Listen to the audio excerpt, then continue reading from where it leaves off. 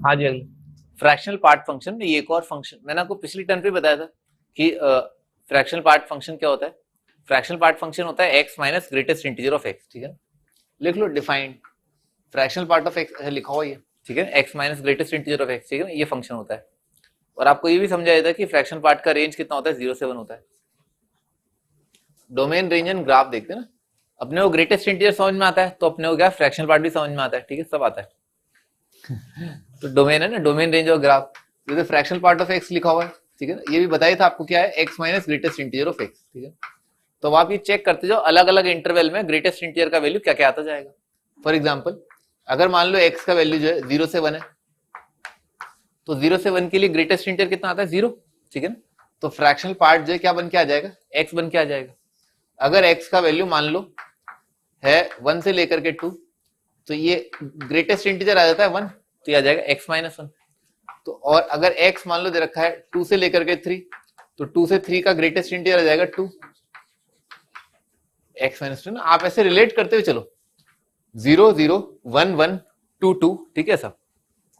तो अगर यहां पर दे रखा है x का वैल्यू -1 से लेकर के 0, तो वैल्यू आ जाएगा x प्लस 1, ठीक है ना, ऐसा आ जाएगा। तो ये सब क्या आ रही है, ये लाइंस की इक्वेशन आ रही है। जैसे फंक्शन होता है ना y is equal to f of x, ठीक है, is equal to fractional part x, तो क्या लिखा है y is equal to x, y is equal to x minus 1, y is equal to x minus 2, y is equal to x minus 3, y is equal to x plus 1। ये सब क्या है, parallel lines लिखी हुई है। सबका slope क्या है, 1 1 1, सबका स्लोप 1 आ रहा है। इसका ग्राफ बनाते हैं, पहले लिख लो यहां तक ये।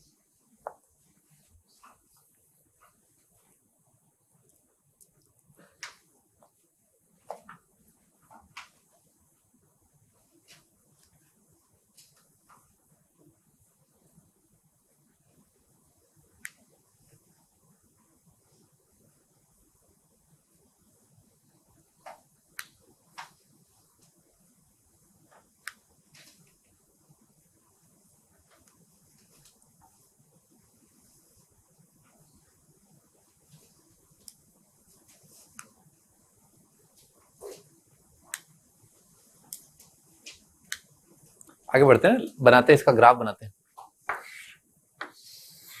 इसका ग्राफ बहुत इंपॉर्टेंट है, ग्राफ अच्छे से क्लियर होना चाहिए।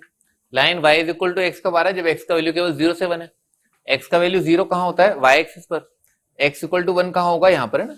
तो यहां से लेकर के यहां तक के पार्ट के लिए लाइन आ रही है 0 से 1, sorry y is equal to x. y is equal to x क्या है, लाइन पासिंग थ्रू ओरिजिन, ठीक है। और ओरिजिन इस ग्राफ पर लाई कर रहा है, क्योंकि जब x का वैल्यू 0 होगा तो y is equal to x है, तो 0 0 ग्राफ पर आ रहा है। तो बनाते हैं 0 0 पर सॉलिड आ जाएगा, ठीक है ना। क्लोज इंटरवल पर सॉलिड आ जाएगा, ओपन पर हॉलो आ जाएगा, ठीक है। तो line y is equal to x, ठीक है ना, ठीक है ना, यहाँ पर हॉलो आ जाएगा, ठीक है ना। ये जो हॉलो सर्कल है उस पॉइंट के कोऑर्डिनेट क्या है, 1 1। जो सॉलिड सर्कल है उस पॉइंट के कोऑर्डिनेट है 0 0, ठीक है सर। फिर उसके बाद क्या है, इस वाली ब्रांच पर लपकते हैं, ठीक है, इस वाली ब्रांच पर। तो x की जगह 1 रखा, कितना आ रहा है, 0, ठीक है। और x की जगह जब 2 को अप्रोच करेगा x, तो y किसको अप्रोच कर रहा है, 1 को, ठीक है सर। तो इसका इक्वेशन है, यहां से स्टार्ट होगा, ये पॉइंट का कोऑर्डिनेट क्या है, 1 0, और ये लाइन आ जाएगा, ठीक है ना ऐसा। तो ये पॉइंट का कोऑर्डिनेट है 1 0, और ये पॉइंट का कोऑर्डिनेट है 2 1, ठीक है सर, ठीक है ना ऐसा जाए। ये पॉइंट आ जाएगा 2 0, ठीक है, ऐसा आ जाएगा, ठीक है ना। इस तरह का लाइन का इक्वेशन आता जाएगा। ये लाइन है y is equal to x, ये x माइनस 1, ये x माइनस 2, और इससे पीछे पैरेलल लाइंस आएंगे ना, तो यहां पर आ जाएगा हॉलो, यहां पर आ जाएगा सॉलिड, और ये आ जाएगा लाइन x प्लस 1, ठीक है। इस पॉइंट के कोऑर्डिनेट आ जाएंगे -1 0, ये पॉइंट आ जाएगा 0 1, ठीक है सर। बना डालो, इनफाइनाइट ग्राफ है ना, अनंत है, ठीक है ना, left to right minus infinity से इन्फिनिटी है।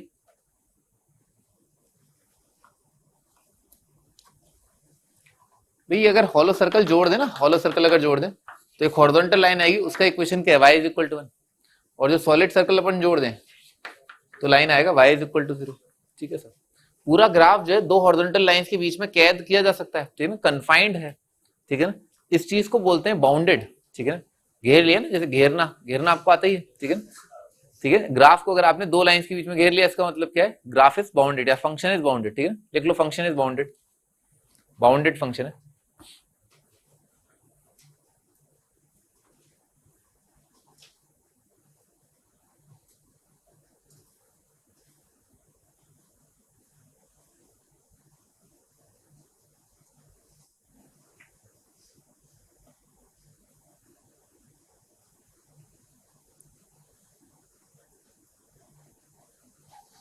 ठीक है ना, ये ग्राफ है।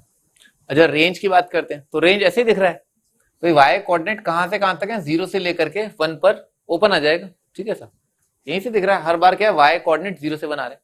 तो range of function belongs to 0 से लेकर के 1, और डोमेन क्या आ जाएगा, आर आ जाएगा।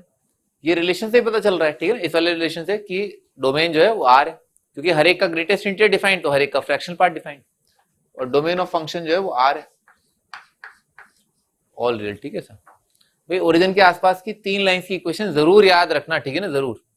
ओरिजिन 0 से 1 के लिए आता है y is equal to x, 1 से लेकर के 2 आता है x माइनस 1, और -1 से 0 के लिए आता है x प्लस 1। ठीक है ना, ये क्लियर होना चाहिए, रेंज क्लियर होना चाहिए, डोमेन क्लियर होना चाहिए। ठीक है सर, बढ़िया, आगे बढ़ते हैं।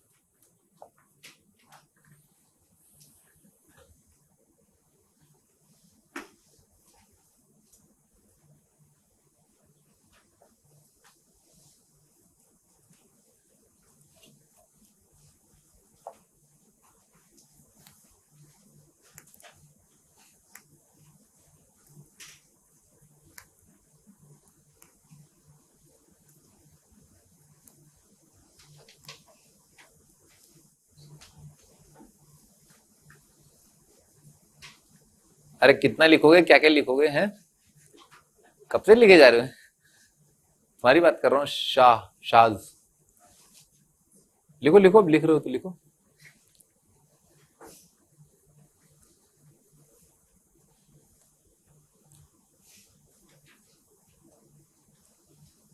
पेन मत छोड़ो। हाँ भाई, आगे डोमेन रेंज है ना भाई, ये बताया ना इसका डोमेन रेंज क्या आएगा।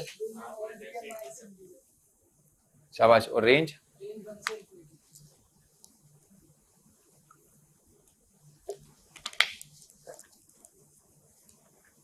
सही है